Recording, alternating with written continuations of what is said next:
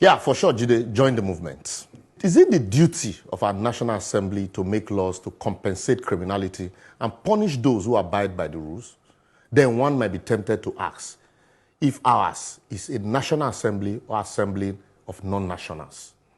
These questions became pertinent as when one hears that the National Assembly is proposing a bill to grant amnesty to terrorists and the House of Rep members are buying foreign vehicles in opposition to Nigerian-made.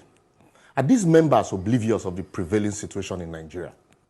In a country where people can hardly feed with $1, that's 362 naira a day, the members of our House of Representatives are going to spend about 5 billion naira buying 400 pieces of 2020 model Toyota Camry at the cost of almost 40 million naira per car.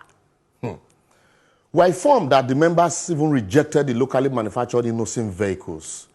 It is obvious we are there to serve them and they are not to serve us. Even the members representing innocent constituency couldn't insist that their own vehicles be bought from innocent motors. So much for esprit de chop. So money meant to develop and enhance our economy will take flight to foreign land to buy cars. Yet tomorrow we'll borrow that same money with interest from the same foreign countries to buy more cars and consume more foreign goods. Don't forget, we have closed our land borders to enable us grow our local industry. Who be fool? On their part, at the Senate, a bill sponsored by Senator Ibrahim Gaidam, a former governor of Yobe State, now a senator, is proposing not just amnesty for Boko Haram, repentant Boko Haram members, but to send them abroad for studies. Yet we say we don't compensate criminality here, as we deal with them decisively, like government will always say.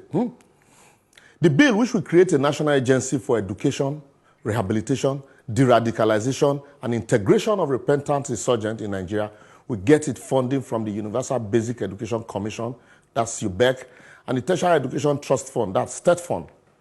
With such laws, Boko Haram members will soon begin to scream members, as all you need to do to get rehabilitated and be given foreign scholarship will be to enroll as a member of Boko Haram, repent after 1 or 2 months, and boom, you're on your way abroad for studies. Yet, no scholarship for the victim or the students with the highest score in WAEC or JAM. Why won't we be highly spiritual instead of innovative or creative? I don't know whether to laugh or cry. What do we tell the children of the victim who for no fault of theirs have found themselves in overcrowded, internally displaced people's camp because their parents were killed by Boko Haram members? And that the same state that cannot guarantee their parents' safety is busy compensating the killers of their parents with foreign education. Yet we expect such kids not to take up arms against the state tomorrow. We're all a bunch of jokers.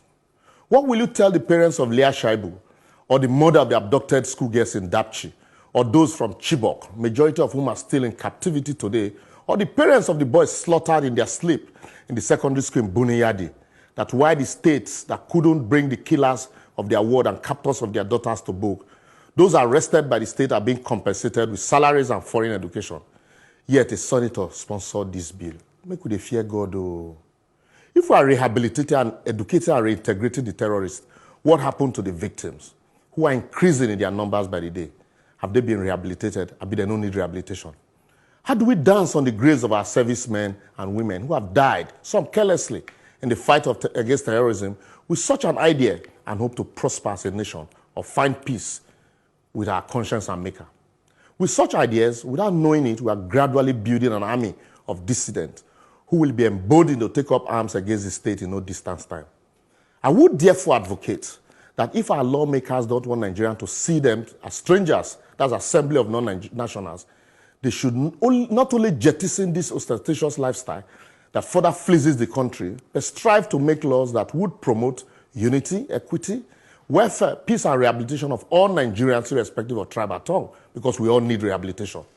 The average Nigerian should also be aware that the country belongs to all of us, and the time to be collectively and genuinely interested in the affairs of the executive, legislature, and judiciary is now. As a little fire you live today can leave you without a little in the near future.